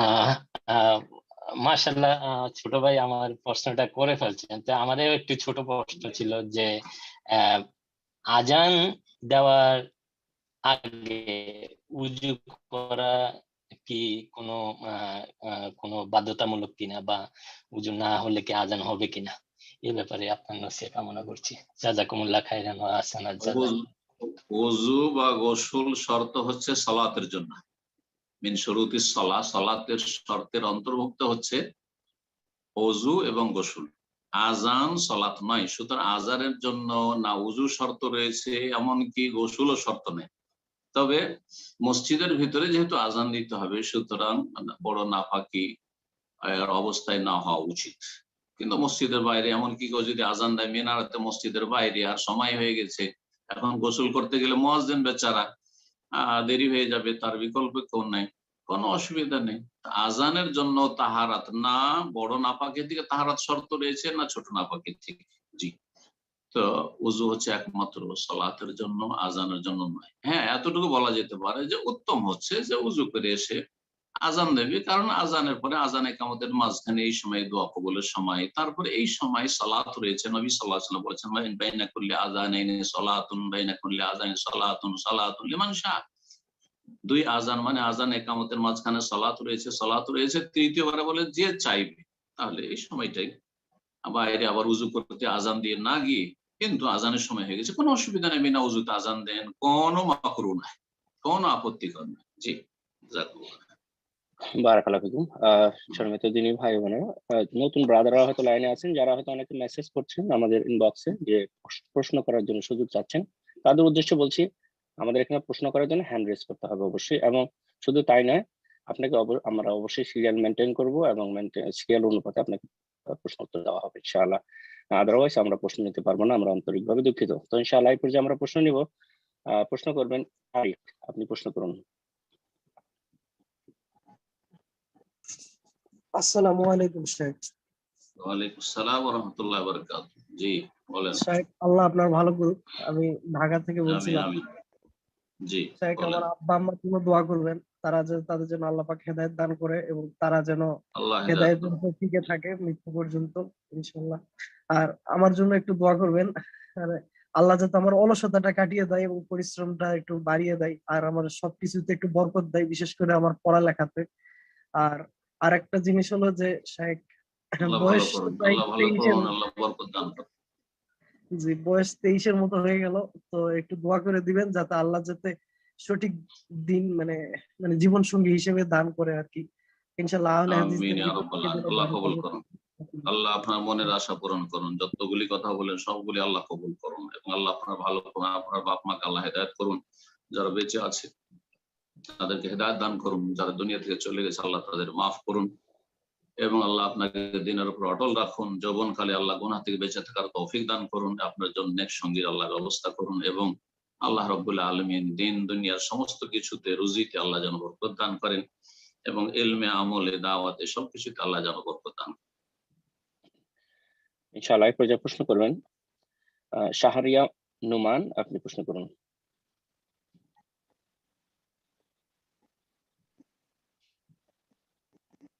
আসসালামু আলাইকুম শেখ। ওয়ালাইকুম আসসালাম ওয়া রাহমাতুল্লাহি ওয়া বারাকাতুহু। জি, জি শেখ, আমার একটা প্রশ্ন হচ্ছে, আমি বাংলাদেশ থেকে বলছি। তো আমি এক আলেমের বলেন। সম্পর্কে জানতে চাচ্ছি। সে বলছে যে এক আলেম বলেছেন যেরকম যে আহলে হাদিসদের মতের বাইরে গেলে তারা সহিহ হাদিসকেও ইনকার করে, জয়ীফ বলে বা বাতিল বলে, টনটনে সহিহ হাদিসকেও তারা অস্বীকার করে। এবং এই আলেম সাধারণ আহলে হাদিসদের মুকাল্লিদ বলেছেন, আর কারণ তারা নাসিরউদ্দিন আলবানীর তাকলিদ করে থাকেন তার মতে। তো এই আলেমের বক্তব্য শোনা বা শেয়ার করা যাবে কিনা? যদি জাযাকাল্লাহ এমন খাইরান। কথা বলে, এমন কথা যদি কোনো আলেম বলে থাকে, সব মিথ্যা কথা বলেছে, সে মিথ্যা কথার আশ্রয় নিয়েছে, এবং সে ধোঁকা দিয়েছে, আর সে আহলে হাদিস সম্পর্কে অতিরঞ্জন করেছে। প্রথম কথা, ডাহা মিথ্যা কথা যে আহলে হাদিসরা সহিহ হাদিসকে অস্বীকার করে, ভুল কথা। একটা প্রমাণ করে দিই কোন ক্ষেত্রে যে একটা সহিহ হাদিস, আর সেই সহিহ হাদিস আমল করে না। যেটা আপনি সহিহ বলছেন সেটা আহলে হাদিস ওলামাদের কাছে, মুহাদ্দিসিন কিরামদের কাছে জয়ীফ, অথবা দুটোর মধ্যে বেশি সহিহ যেটা। যেমন আমি একটা বিষয়ে জানি, একজনের কথা শুনলাম, হয়তো সেই ব্যক্তির কথাই বলছেন নাকি, আল্লাহু আলাম। সে বলছে যে ঈদের তকবীর যেমন 12 তকবীর সহিহ, তেমন আপনার 6 তকবীর সহিহ। তো অনেকের কাছে 6 তকবীর সহিহ নয়, আছে হাদিস কিন্তু সহিহ নয়। আর যাদের কাছে সহিহ, তো 12 তকবীরটা বেশি সহিহ। তো যেটা বেশি সহিহ, আসাহ, সহিহর ওপর অগ্রাধিকার পাবে। জি, এটা হচ্ছে আহলে হাদিসদের কথা। বা সৌদি আরবে আপনার আহলে হাদিসও রয়েছে, আর হানাবেলাও রয়েছে, তারা সবাই 12 তকবীর। তারাও তো জানে, তাদের হাম্বলি ওলামারা অনেকে বলেছেন যে 6 তকবীর হাদিস সহিহ, কিন্তু তার চাইতে বেশি সহিহ 12 তকবীর। সেই তো 12 তকবীর আমল আছে। সৌদি আরবের কোন ঈদগাহে 6 তকবীরের উপর কখনো আমল হয় না। তো আহলে হাদিসের যারা বিজ্ঞ আলেম তারা 6 তাকবীরকে হয় একদল জয়ীফ বলেছেন, আর না হলে 6 তাকবীরকে বলেছেন ঠিক আছে সহি, কিন্তু তার চাইতে বেশি সহি 12 তাকবীর। সুতরাং আমরা 12 তাকবীর দেবো, হাদিস অস্বীকার করা হলো না। কিন্তু আপনি মিথ্যার আশ্রয় নিয়েছেন খামাখাই, তারপরে মানুষকে বিভ্রান্ত করেছেন, দেখো দেখো এই সহি হাদিস ছেড়ে দিল। না, এটা ভুল, আপনি মিসগাইড করেছেন মানুষকে। আর তারপরে আহলে হাদিসরা আল্লামা আলবানীর অন্ধ তকলিদ করে, একেবারে অবাস্তব কথা, মিথ্যা কথা। আলবানীর কত মাসাইলে আমরা ইখতিলাফ করি। আলবানী বলছে চেহারা ঢাকা মুস্তাহাব, আমরা বলছি ফরজ। আলবানী বলছে যে গোলাকার এ বালা চুড়ি গোলাকার, এই যে চেন, আমার ঘড়ির চেন আছে, এটা জায়েজ নয়, তার কাছে মহল্লা যাহা মহল্লা বা অলংকার মহিলাদের জন্য জায়েজ না, আমরা বলছি জায়েজ। এইরকম আলবানীর অনেক মাসাইল রয়েছে যে মাসাইল গুলি তাহলে সলমতের ইখতিলাফ রয়েছে। তাহলে তারপরে কি করে আলবানীর মুকাল্লিদ হই? যদি আহলে হাদিসরা কারো মুকাল্লিদ হইতো তো ইমাম আহমদ বিন হাম্বলের হইতো। যদি কারো মুকাল্লিদ হইতো আহলে হাদিসরা, তাহলে ইমাম ইবনে তাইমিয়া রাহিমাহুল্লাহর মুকাল্লিদ হইতো। ইবনে তাইমিয়া রাহিমাহুল্লাহর মুকাল্লিদ না। বেশ কিছু মাসাইল আছে যেগুলো ইবনে তাইমিয়া রাহিমাহুল্লাহ থেকে ভিন্ন মত পোষণ করে ওলামা আহলে হাদিস। আহলে হাদিস তো নামই হচ্ছে ওর, যে কোরআন সুন্নাহর অনুসরণ করে, কোন এক ব্যক্তিকে কেন্দ্র করে আমল করে না। আহলে হাদিস এমনকি শাইখ ইবনে বাজ রাহমাতুল্লাহ আলাইহির অন্ধ মুকাল্লিদ নাই। শাইখ ইবনে বাজ রাহিমাহুল্লাহর বেশ কিছু মাসাইল রয়েছে যে মাসাইলগুলি থেকে ভিন্ন মত রয়েছে ওলামা আহলে হাদিসের। তো এক একটি করে এখানে উদাহরণ দেওয়ার প্রয়োজনও নেই আর সময়ও নেই। সুতরাং আবার বলছি যে এইরকম কথা বলি অনেক সময় কি করতে চেয়েছে, মানে মানুষকে ভুল বুঝাতে চেয়েছে, ভুল মেসেজ দিতে চেয়েছে, যাতে করে হানাফিরা যেটা আমল করছে ওটাও ঠিক, হানাফিরাও তকলিদ করছে, তোমরা আহলে হাদিস তকলিদ করছো, তাহলে পার্থক্য কোথায় থাকলো? এইভাবে বিষয়টাকে হালকা করে দাও। না না না, হানাফিরা তাকলিদে শাখসি করছে, শাফি মালিকি হাম্বলি যদি কেউ বলে যে শুধু অমুক ইমামের তকলিদ করে, তাকলিদে শাখসি কখনো হক পর্যন্ত পৌঁছাবে না। তাকলিদে শাখসি মানে শুধুমাত্র এক ইমামের তকলিদ করা, শুধুমাত্র একজন ব্যক্তির তকলিদ করা। বাকি কথা হলে আম জনগণ আলেমের তকলিদ বলেন আর ইত্তেবা বলেন অনুসরণ করতে হবে। আর একজন স্কুল কলেজ পড়া অথবা একজন অশিক্ষিত মানুষ দলিল খুঁজে বেড়াবে, এটা তো আল্লাহ বলেননি। সেটাকে তকলিদও বলতে পারেন, কিন্তু সেটা তাকলিদ শাখসি মানে একজনের অন্ধ তকলিদ নয়, যে শুধু শাইখ ইবনে বাজের তকলিদ করছে, শুধু ইবনে তাইমিয়ার তকলিদ করছে, এরকম তো আহলে হাদিস আর নাই। আহলে হাদিস ওলামাদেরকে দেখেন ভারত উপমহাদেশ শুধু নওয়াব সিদ্দিক হাসান খান ভূপালী তকলিদ করছে না। শুধু মিয়া নাজির হোসেন দেহলভির তকলিদ করছে না, করছে না। শুধু শাহ ওলিউল্লাহ মুহাদ্দিস দেহলভি তকলিদ করছে, তা করে না। শুধু শাহ ইসমাইল শহীদের তকলিদ করছে না, করে না। তাহলে তারপরে এই মিথ্যা অপবাদ কি করে দিচ্ছেন যে আহলে হাদিসরা তকলিদ করে? তাকলিদে শাখসি থেকে মুক্ত আহলে হাদিসরা, তবে ওলামাদের অনুসরণ করে, ওলামাদের শ্রদ্ধা করে, ওলামাদের যারা কোরআন সুন্নাহর আলেম সবার শ্রদ্ধা করে, কিন্তু কাউকে ভুলের ঊর্ধ্বে মনে করেন। এটা আহলে হাদিসের বৈশিষ্ট্য। কোরআন এবং হাদিসকে নিঃশর্ত তারা প্রাধান্য দিয়ে থাকে, অগ্রাধিকার দিয়ে থাকে এবং কোরআন সুন্নাহর উপর আমল করে থাকে। যেই মতটি কোরআন সুন্নাহর কাছাকাছি মনে হয় সেটা মানুষের সামনে পেশ করে এবং সেটার উপর আমল করে থাকে নিজেরা। এটাই হচ্ছে আহলে হাদিস। জি, জাযাকাল্লাহু খাইরান। তো ইনশাআল্লাহ এই পর্যায়ে প্রশ্ন করবেন শাহিন আহমেদ, আপনি প্রশ্ন করুন।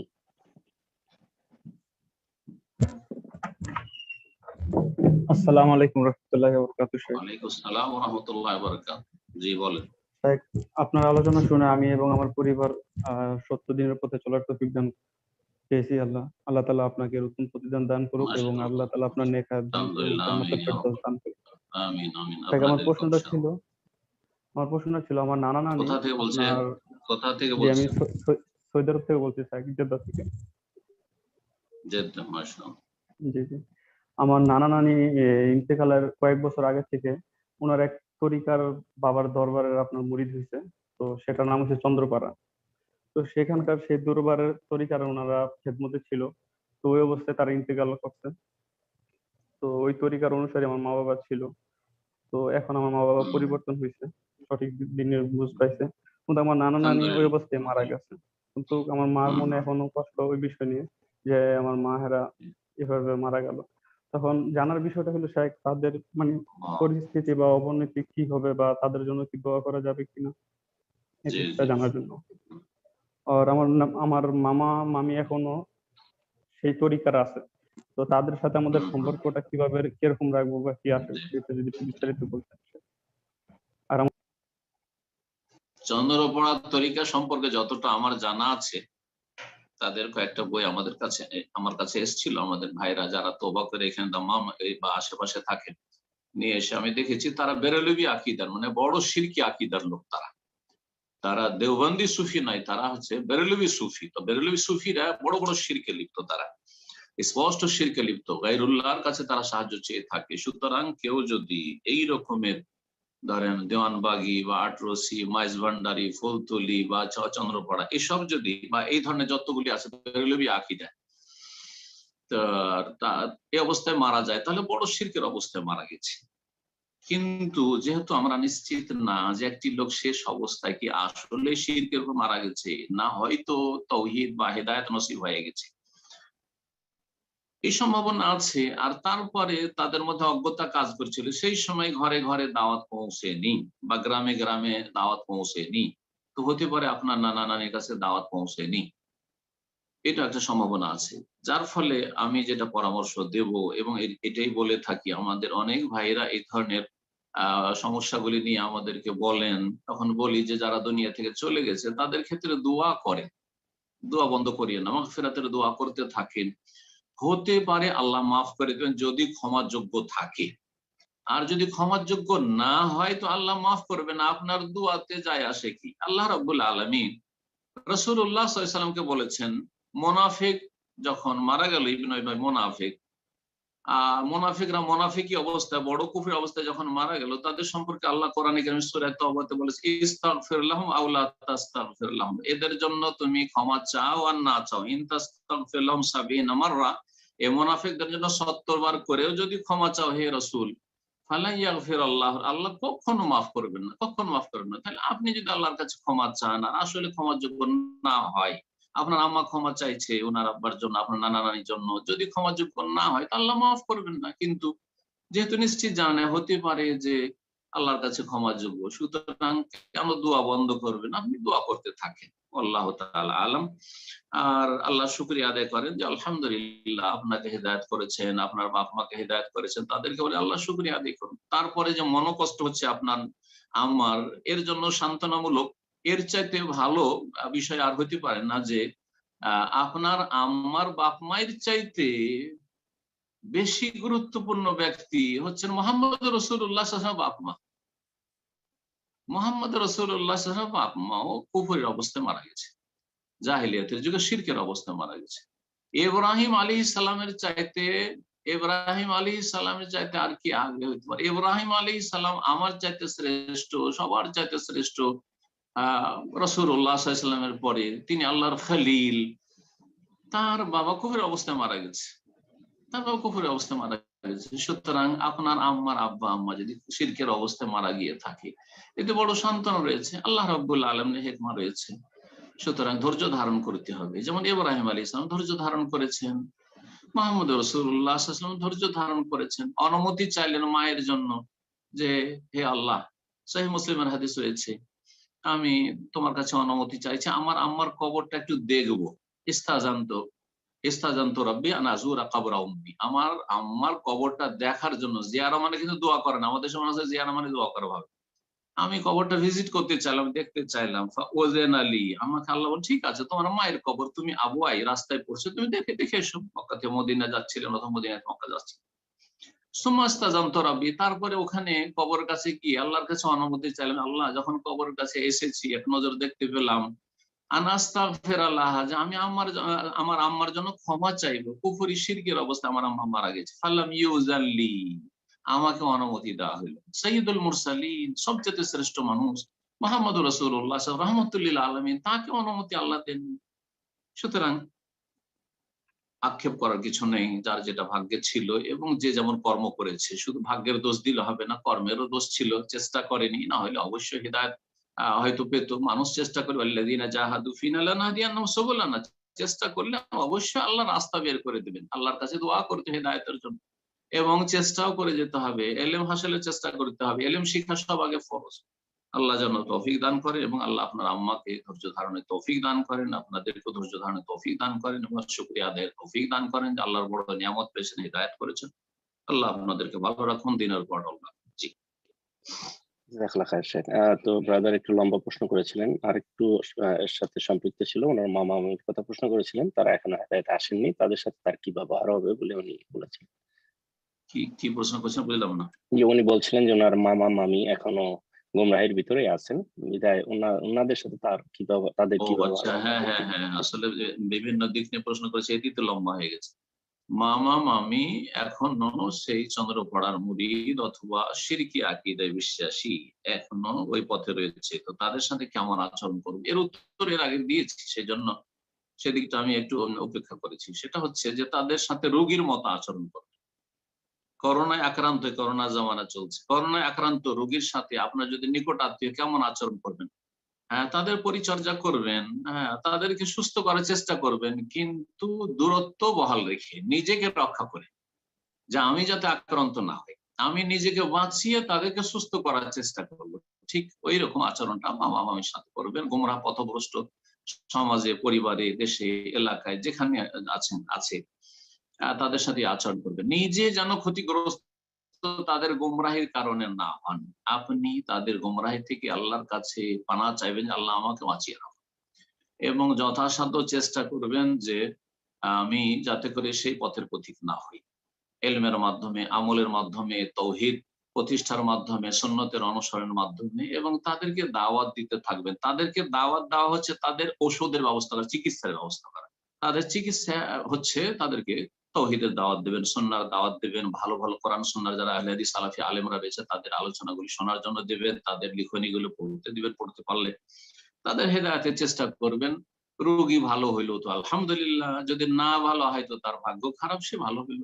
জি জি, জাযাকাল্লাহ খাইরান। তো ইনশাআল্লাহ এই পর্যায়ে প্রশ্ন করবেন এসকে আসগার, আপনি প্রশ্ন করুন। আসসালামু আলাইকুম রহমতুল্লাহ বারাকাতুহু। মোস্তাক কেমন আছেন? আসসালামু আলাইকুম ওয়া রাহমাতুল্লাহি ওয়া বারাকাতুহু। জি বলেন। জি, আমি সৌদি আরব রিয়াদ থেকে আসগার বলছি। জি, শেখ মাশাআল্লাহ, আমার জন্য দোয়া আলহামদুলিল্লাহ। করবেন। আমি এই এক্সিটে চলে যাচ্ছি পারিবারিক সমস্যার জন্য। বড় কষ্ট হয় সৌদি আরব ছেড়ে আল্লাহ যেতে। আপনার ভালো করুন, আল্লাহ জি, ভালো করুন, আল্লাহ এখা বরকত দিন, জি, আল্লাহ বরকত জি, দিন। এখানেই আমি এই তৌহিদের জ্ঞান পেয়েছি, বিশেষ করে আপনাদের কাছ থেকে। আপনার ৪-৫ ঘন্টা জান্নাত জাহান্নামের বক্তব্য, এবং বেশিরভাগ বক্তব্য আমি অনেক শুনেছি, এবং আমার এখানকার আলেম ওলামাদের মাশাআল্লাহ। সঙ্গে ইসলামিক সেন্টারে আপনাকে উমুল আহমে আমরা বন্ধু বান্ধবরা মিলে নিয়ে এসেছি। আপনার কাছ থেকে আমি পুরস্কারও পেয়েছি। যাক, আল্লাহ যেন আমার এই দিন দুনিয়ার চলার পথকে যেন সহজ মাশাআল্লাহ। করে দেয়, এটাই দোয়া করবেন। আর একটা আমার প্রশ্ন হলো শেখ, যে এই আমিন, আমিন। পরিবারে আল্লাহ সহজ করুন। বেনামাজি লোকেদের সাথে, বেনামাজি পরিবারের লোকেদের সঙ্গে যে মিলেমিশে বসবাস করার এই বিধানটা একটু বলবেন। যে অনেক সময় তারা হয়তো টাইমলি নামাজটা ঠিকভাবে পড়েনি, হয়তো সূর্য ওঠার পরে পরে, হয়তো কোনো সময় কাজ থাকলো করলো না, মানে খেয়াল খুশি ভাবে বোঝানোর গুরুত্ব থাকা, মানে জানানো সত্ত্বেও তারা এরকম গাফেল করে মাঝে মধ্যে। তো এই সমস্ত পরিবারের লোকেদের সঙ্গে মিলেমিশে থাকার যে একটা যে বিধান, হুম, আজকে যেহেতু আপনি এই নামাজের বিধানটা নিয়ে আলোচনা করছিলেন, যে হুম। শতকরা বর্তমানে যে ৪-৫% মুসলমান, তার থেকে আবার আদাদি বিদাদি বড়ই কষ্ট লাগে। তো এই সমস্ত সম্পর্কে একটু নসিহত করবেন শেখ। জাযাকুল্লাহ খাইর। হুম। যে আল্লাহ আপনার ভালো করুন, এবং যেখানে থাকবেন আল্লাহ যেন রুজিতে বরকত দান করেন। আর মনে রাখবেন যে রিজিক মানুষ যেখানে থাকবে সেখানে আল্লাহ রিজিক নামাবেন। অফিস সামায় রিজকুকুম, তোমাদের রিজিক আকাশে রয়েছে। সুতরাং আল্লাহর কাছে ভালো উত্তম পন্থায় চাইতে থাকবেন, আল্লাহ রাব্বুল আপনার ভালো করবেন। এবং গুরুত্বপূর্ণ বিষয় হচ্ছে পরিবারের কাছে থাকা, তাদের ভালো ইসলামী তরবিয়ত করা, স্ত্রী ছেলে মেয়েদের। সুতরাং আল্লাহ যেন সেটা যেন সহজ করেন এবং তার তৌফিক দান করেন। বলছিলেন যে আত্মীয় স্বজনদের মধ্যে অনেক বেনামাজি আছে, তাদের ক্ষেত্রে কি করব? জি, আত্মীয় স্বজন দুই রকম। এক হচ্ছে আপনার অধীনে যারা আছে, যারা অধীনে আছে তাদের ক্ষেত্রে বল প্রয়োগ করতে হবে, বল প্রয়োগ করতে হবে। রাসূলুল্লাহ সাল্লাল্লাহু আলাইহি ওয়াসাল্লাম সহিহ মুসলিমের হাদিস এখানে স্মরণ রাখতে হবে। মান রাআ মিনকুম মুনকারান, কেউ যদি অন্যায় কাজ দেখে, আর সবচেয়ে বড় অন্যায় হচ্ছে শিরক আর বেনামাজি হওয়া। জি, শিরকের সমতুল্য গুনাহ হচ্ছে বেনামাজি হওয়া। তো কেউ যদি অন্যায় দেখে, ফালিয়ুগাইয়িরহু বিয়াদিহি, তার পক্ষে ক্ষমতা যদি থাকে, তার পক্ষে সম্ভব হয় বা তার ক্ষমতা থাকে, তাহলে বল প্রয়োগ করে বাধা দেবে। তো আপনার অধীনে হচ্ছে আপনার স্ত্রী, আপনার অধীনে হচ্ছে আপনার ছেলে মেয়েরা, আপনার অধীনে হচ্ছে আপনার ছোট কচিকাঁচা ভাই বোনেরা যদি থাকে, নাবালক ভাই বোনেরা থাকে যাদের আপনি ভরণ পোষণ করছেন, তাহলে তাদের বল প্রয়োগ করে নামাজি বানাইতে হবে। জি, যদি কথা বলে না হয়, উপদেশ দিয়ে না হয়, শিক্ষা দিয়ে না হয়, তাহলে বল প্রয়োগ করতে হবে। বাকি থাকলো সাবালক ভাইরা, সাবালিকা বোনেরা বা বিবাহিতা বোনেরা, ভগ্নীপতিরা, তারপরে আত্মীয় স্বজন, চাচা আছে, মামা আছে, খালা আছে, ফুফু আছে, ইত্যাদি আত্মীয় স্বজন, বংশধর আছে, এলাকাবাসী, গ্রামবাসী আছে।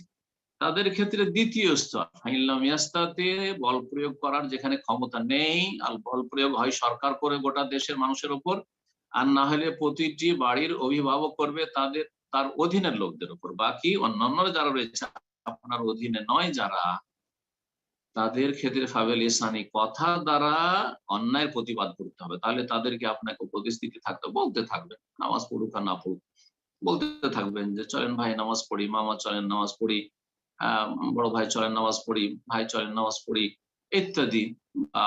মহিলারা পর্দা করে না বা নামাজ পড়ে না, তাদেরকে নসিহা করবেন যতটা যারা দ্বারা সম্ভব হবে। আর আপনার আশেপাশে যারা রয়েছে, জি আশেপাশে রয়েছে বিশেষ করে, তাদের ক্ষেত্রে আরো দায়িত্ব বেশি। তো কথার দ্বারা প্রতিবাদ করবেন। আর আশা করি কথা বলার ক্ষমতা সব জায়গায় আছে, ভালোভাবে কথা বলবেন, কথা বলার ক্ষমতা আছে আলহামদুলিল্লাহ। এখনো যে কোনো ব্যক্তিকে বেনামাজিকে বলতে পারবেন যে ভাই নামাজ পড়ো। কিন্তু যেখানে বলতে পারবেন না সেখানে অন্তর থেকে ঘৃণা করে সর্বনিম্ন ঈমানের পরিচয় দিতে হবে। তো এই করবেন এবং তাদের হেদায়েতের জন্য দোয়া করবেন, দাওয়াত দেবেন। আর দাওয়াত দেওয়া হচ্ছে যাদের ক্ষেত্রে বল প্রয়োগ করতে পারছেন না তাদেরকে উপদেশ দেওয়া, বোঝানোর চেষ্টা করা, পরকাল স্মরণ করিয়ে দেওয়া, মওতকে স্মরণ করিয়ে দেওয়া। আল্লাহ যেন তৌফিক দান করেন। লাস্তা আলাইহিম বিমুসাইতির, আল্লাহ বলছেন ফাযাক্কির ইন্নামা আনতা মুযাক্কির, তুমি উপদেশ দাও, স্মরণ করিয়ে দাও, তোমার কাজ হচ্ছে উপদেশ দেওয়া। লাস্তা আলাইহিম, তুমি দারোগা পুলিশ না, প্রশাসন না, আপনি প্রশাসন না, গ্রামবাসীর জন্য আপনি প্রশাসন না, আপনার বংশধর যারা ভাইরা বড় হয়ে গেছে বা আত্মীয় স্বজন তাদের জন্য আপনি প্রশাসনের ক্ষমতা রাখেন না। সুতরাং আপনি সেখানে যথাসাধ্য তাদেরকে বলার চেষ্টা করবেন, দাওয়াত দেওয়ার চেষ্টা করবেন। আল্লাহ যেন তৌফিক দান করেন। জি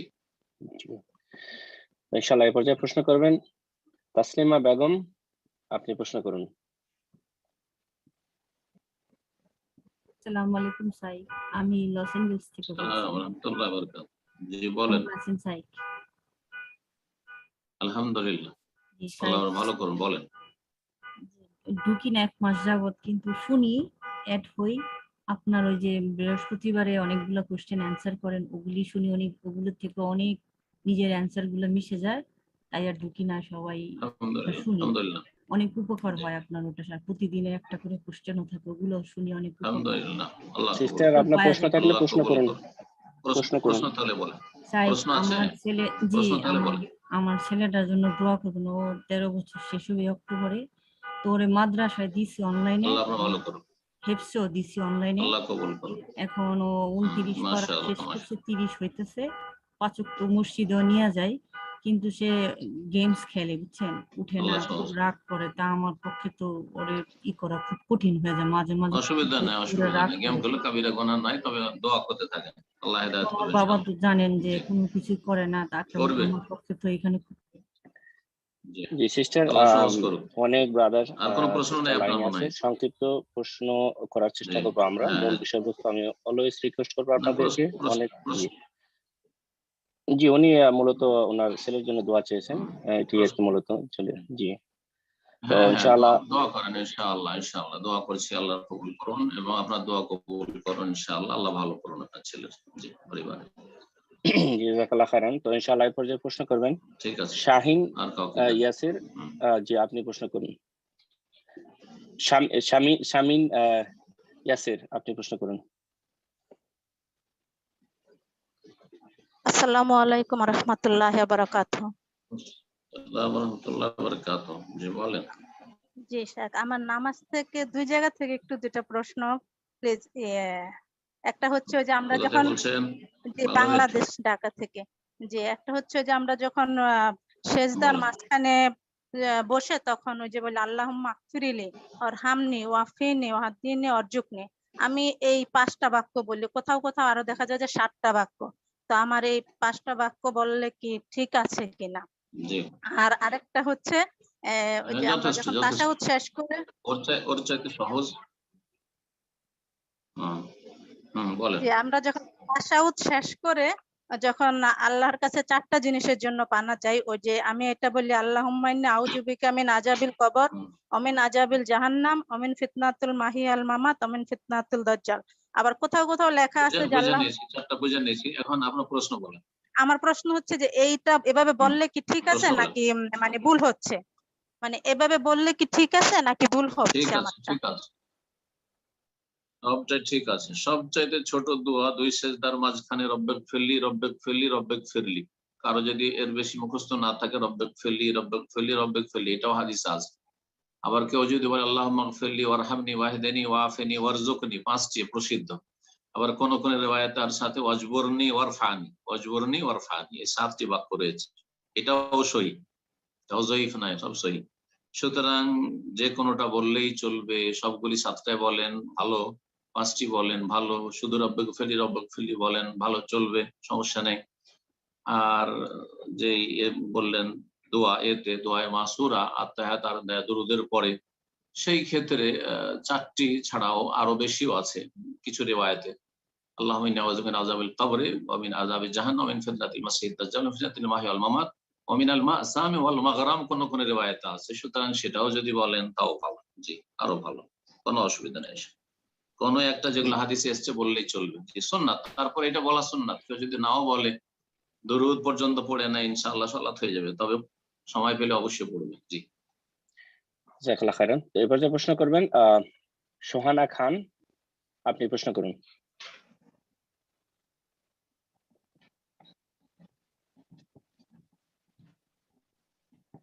জি সোহানা খান, ফোনটা আনমিউট করে নিন, প্রশ্ন করুন।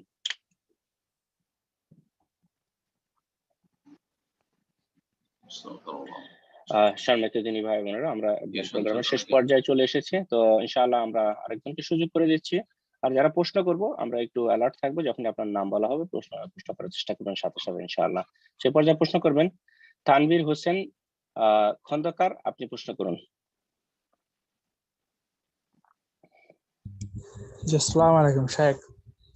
আসসালামু ওয়া রাহমাতুল্লাহি ওয়া বারাকাতুহু। জি বলেন। জি আমার প্রশ্ন তাওহীদুল হাকিমিয়া নিয়ে। বাংলাদেশের একজন লেখক তাওহীদুল হাকিমের উপর একটা বই লিখছেন, সেখানে তিনি লিখছেন মানে বাংলাদেশে আহলে হাদিসরা মানে আমলগত কুফরিকে বিশ্বাস করে না, মুরজিয়াদের মতন। তারা মানে কি বড় কুফরি ছোট কুফরি করে, মানে কি আলাদাভাবে করে, যে মানে বুঝে যদি কেউ কুফরি করে যে এই বিষয়টা কি, যে মানে কি ওনার বিষয়টা কতটুকু সঠিক, মানে ছোট কুফরি বড় কুফরি বিষয়টা। আর উনি একটা ওনার পোস্টে দেখছিলাম, ওনার লেখছিল যে শাইখ নাসির আল ফাহাদ সৌদি আরবে মানে কি শাস্তিপ্রাপ্ত, ওনার নাকি অনেক প্রশংসা করছে। আমি অনেক সময় জানতে চাচ্ছিলাম একটু। জি জি, যারা তাওহীদুল হাকিমিয়া বলে থাকে, যে তাওহীদের একটি কিসিম বা একটি প্রকার হচ্ছে, বা এক প্রকারের তাওহীদ হচ্ছে তাওহীদুল হাকিমিয়া, তারা জামাতি বা ইখওয়ানি হয়। জামাতি ইসলামী বাংলাদেশের লোক হলে, আর মিশর আরব দেশের হলে সে ইখওয়ানি। দাদা বোঝা গেছে, সে সালাফি নয়, সে কোরআন সুন্নাহর অনুসারী আলেম নয়।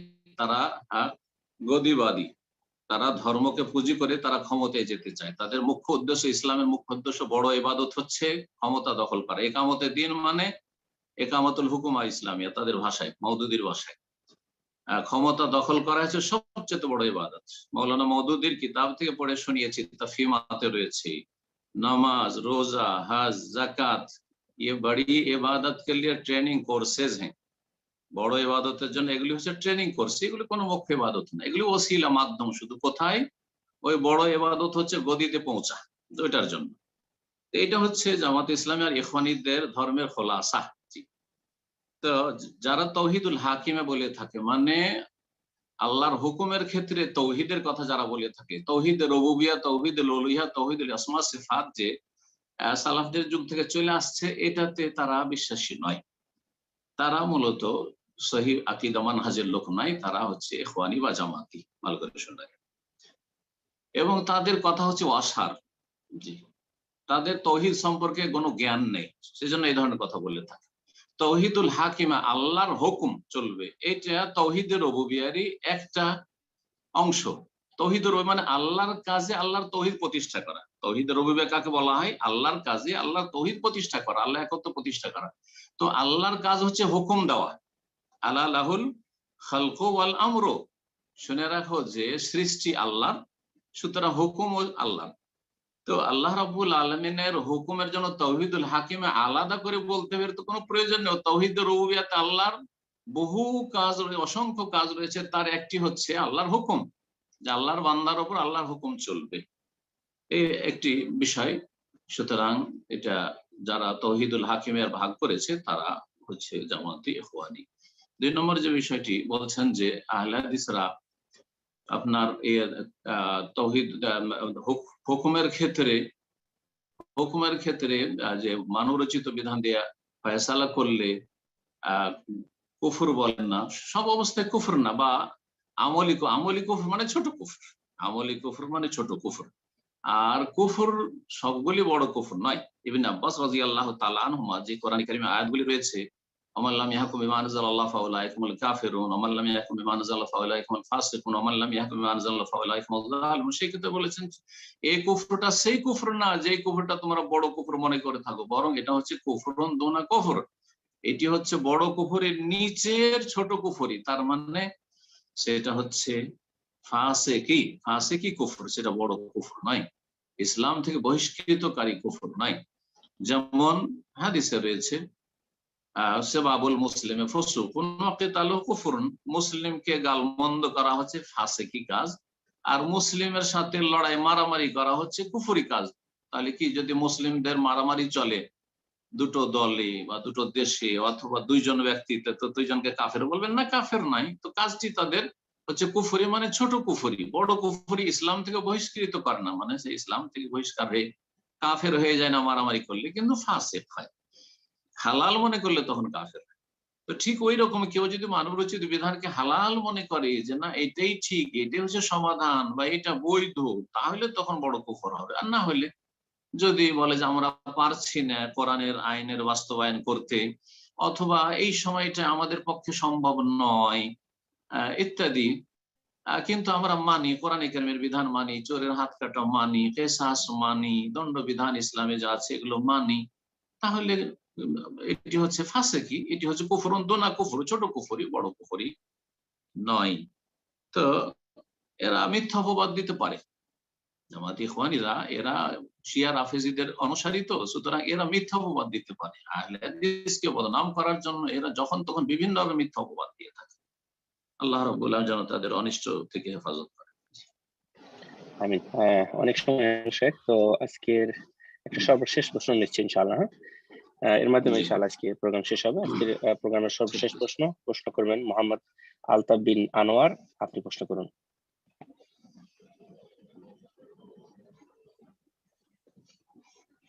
মোহাম্মদ আলতাফ বিন আনোয়ার, আপনি ফোনটাকে আনমিউট করে নিন, প্রশ্ন করুন। আসসালামু আলাইকুম ওয়া রাহমাতুল্লাহি ওয়া বারাকাতুহু। আসসালামু ওয়া রাহমাতুল্লাহি ওয়া বারাকাতুহু। জি বলেন। শেখ কেমন আছেন? আলহামদুলিল্লাহ। আমি সৌদি আরব দাম্মাম আল খুবার থেকে বলতেছি। ইনশাআল্লাহ আপনার দার্সে আসার ইচ্ছা আছে, দোয়া করবেন ইনশাআল্লাহ, আল্লাহ যদি চান আসবো। শেখ, আমার একটা প্রশ্ন যে হচ্ছে, একজন বাংলাদেশের আলেম তিনি একটা বিদাতের কথা বলতে গিয়ে একটা কথা বলছেন যে ওই যে হাদিসের মধ্যে যখন হাদিস লেখা হয় তখন ওই সাল্লাল্লাহু আলাইহি সাল্লাম যেটা লেখা হয় এটা নাকি বিদআত, এটা নাকি কোনো হাদিস দ্বারা প্রমাণিত নয়। তাহলে এটাই যদি সবচেয়ে বড় বিদআত হয় তাহলে অন্যান্য গুলা তো সমস্যা নাই, কারণ এটা প্রত্যেকেই বলে সাল্লাল্লাহু আলাইহি সাল্লাম, এটা তো কোনো হাদিস দ্বারা সহিহ হাদিস দ্বারা প্রমাণিত নয়। তাহলে এই বিষয়ে আপনি কি বলবেন? এটা আমি জানতে চাইছিলাম, এটা দিয়ে কোন সহিহ হাদিস দ্বারা প্রমাণিত নাকি উনি স্পষ্ট বলতেছে যে এটা মুহাদ্দিসরা যে লিখেছেন হাদিসের মধ্যে সাল্লাল্লাহু আলাইহি সাল্লাম, এটা নাকি স্পষ্ট বিদআত, এটা কোনো হাদিস দ্বারা প্রমাণিত নয়। যখন নবী করিম সাল্লাল্লাহু আলাইহি সাল্লামের নাম আসবে, সেটা বলাই আসুক আর লিখায় আসুক, তখন একজন মুমিন মুসলিম যে রাসূলুল্লাহ সাল্লাল্লাহু আলাইহি সাল্লামের উম্মত এবং রাসূলুল্লাহ সাল্লাল্লাহু আলাইহি সাল্লামকে ভালোবাসে, রাসূলুল্লাহ সাল্লাল্লাহু আলাইহি সাল্লামের একটি গুরুত্বপূর্ণ হক হচ্ছে আসসালাতু ওয়াসসালাম আলাইহি, তার প্রতি সালাতু সালাম পেশ করা। ইয়া আইয়ুহাল্লাযীনা আমানু সাল্লু আলাইহি ওয়া সাল্লিমু তাসলিমা, একবার এক মজলিসে ওয়াজিব আবশ্যক, আর বাকি প্রতিবার যতবার নবীর নাম আসবে ততবার সাল্লাল্লাহু আলাইহি সাল্লাম বলা হচ্ছে মুস্তাহাব, ভালো কাজ, নেকির কাজ। একবার যদি আমরা আল্লাহর রাসূলের জন্য সাল্লাল্লাহু আলাইহি সাল্লাম বলি তো 10 গুণ রহমত নাযিল হবে, 10 গুণ শান্তি বর্ষিত আমাদের উপর। তো এত বড় বেনিফিট কেন ছাড়বো? তো সালাফগণ এই জন্য, যেহেতু নবী সাল্লাল্লাহু আলাইহি সাল্লামের নাম যদি উচ্চারিত হয় তবু সাল্লাল্লাহু আলাইহি সাল্লাম বলবেন, আর নবী সাল্লাল্লাহু আলাইহি সাল্লামের নাম যদি লেখা হয় তবু সাল্লাল্লাহু আলাইহি সাল্লাম লিখবেন। সেখান থেকে লেখা হচ্ছে তখন লিখবেন, আর বলছেন তখন বলবেন। সাল্লাল্লাহু আলাইহি সাল্লাম নবীর নাম বললেন তখন সাল্লাল্লাহু আলাইহি সাল্লাম বলবেন, নবীর নাম লিখলেন তখন সাল্লাল্লাহু আলাইহি সাল্লাম লিখবেন। এটা হচ্ছে যখন কিতাব লেখা, ইসলামী কিতাব লেখা বা হাদিসের কিতাবগুলি লেখা শুরু হয়েছে তখন এইভাবে মুহাদ্দিসিনে কেরামরা লিখেছেন। কিন্তু আমাদের ভারত, বাংলাদেশ, পাকিস্তানের আলেমদের ধৃষ্টতা এক শ্রেণীর লোকের হচ্ছে যে বড় বড় আইম্মায়ে কেরামদের এসব আমলের ওপর তাদের বেদাতের হুকুম লাগায়। জানি না যে এই বেদাত বলে সে তার বেদাতের রাস্তাকে প্রশস্ত করার চেষ্টা করেছে, যে যাতে করে মিলাদের বেদাত জায়েজ করা হয়, নাওয়াইতুর বেদাত জায়েজ করা হয়, সম্মিলিত মোনাজাতের বেদাত জায়েজ করা হয়, শবে বেরাতের বেদাত জায়েজ করা হয়, কবর পাকা করার বেদাত জায়েজ করা হয়। হয়তো এই বেদাতপন্থী আলেম আর যদি কোনো কোরআন সুন্নাহ কিছু বুঝা আলেম বলে থাকে, আমাদের দেশে তো আরে দাড়ি টুপি থাকলেই আর মাদ্রাসা পড়ুয়া হইলে তো তাকে আলেম বানিয়ে দেন। আপনার সমস্যাটা তো এইটাই। এখন কোন শ্রেণীর আলেম বলেছে এটা দেখার বিষয়। যদি বেদাতপন্থী আলেম বলে থাকে তাহলে তার বেদাতের রাস্তাকে সুগম করার জন্য বলেছে, যেটা হাদিসেও তো বেদাত আছে সাল্লাল্লাহু আলাইহি সাল্লাম লেখা, ও তো বলবেই তার স্বার্থ, অসৎ স্বার্থ সিদ্ধি করার জন্য। আর যদি কোরআন সুন্নাহর কোন আলেম বলে থাকে, তো আমাদের দেশের অনেক আলেম এইরকম খেয়াল খুশি কথাবার্তা বলে দিয়ে থাকে, যেখানে আবেগ বেশি কাজ করে এলমের চাইতে, আবেগ বেশি কাজ করে এলমের চাইতে, যার ফলে কেউ হয়তো উসমান রাদিয়াল্লাহু তাআলা আযানকে দিল বেদাত বলে, এলমের চাইতে আবেগ বেশি তাদের। যার ফলে এলমের চাইতে কথা বেশি বলে, এলমের চাইতে লিখে বেশি, যার ফলে ভুলগুলো বেশি হয়। তো জানি না কে বলেছে, সে ভুল বলেছে। এবং যেমন নবীর নাম আসলে সাল্লাল্লাহু আলাইহি সাল্লাম বলবেন আপনি, ঠিক তেমনি নবীর নাম লিখলে সাল্লাল্লাহু আলাইহি সাল্লাম লিখবেন। এটাই হচ্ছে কোরআন সুন্নাহর দলিলের দাবি। আল্লাহ কোরআনে সাল্লু আলাইহি ওয়াসাল্লাম তাসলিমা হুকুম করেছেন এবং নবী করিম সাল্লাল্লাহু আলাইহি ওয়াসাল্লাম সালাত ও সালামের ফজিলত বর্ণনা করেছেন। মান সাল্লাল্লাহু আলাইহি সালাতান ওয়াহিদা সাল্লাল্লাহু আলাইহি বিহা আশরা, কেউ যদি আমার উপর একবার সালাত সালাম পেশ করে তো আল্লাহ রাব্বুল তার প্রতি 10 বার রহমত বর্ষণ করবেন। সুতরাং এই রকমের ফজিলত থেকে হতভাগা ছাড়া আর কে বঞ্চিত হইতে পারে? হতভাগা ছাড়া এটাকে মুহাদ্দিসিনে কেরামদের আমল, নবীর নাম যখন আসলো কালা রাসূলুল্লাহ সাল্লাল্লাহু আলাইহি ওয়াসাল্লাম লিখেছেন, কালি খরচ করেছেন, কলম খরচ করেছেন, মেহনত করেছেন, সেটাকে বেদাত বলে আখ্যায়িত করতে পারে, হতভাগাই করতে পারে। আল্লাহ যেন বুঝার তৌফিক দান করেন। জাযাকুমুল্লাহ খাইরান। বারাকাল্লাহু ফিকুম শেখ। তো ইনশাআল্লাহ আজকে এখানে শেষ করে দেন ইনশাআল্লাহ। আলোচনা দীর্ঘ হয়ে গেছে। আল্লাহ রাব্বুল আলামিনের কাছে দোয়া করি আল্লাহ রাব্বুল আলামিন আমাদের গুনাহ খাতা মাফ করেন এবং আল্লাহ রাব্বুল আলামিন আমাদের সঠিক কথা বলার তৌফিক দান করেন।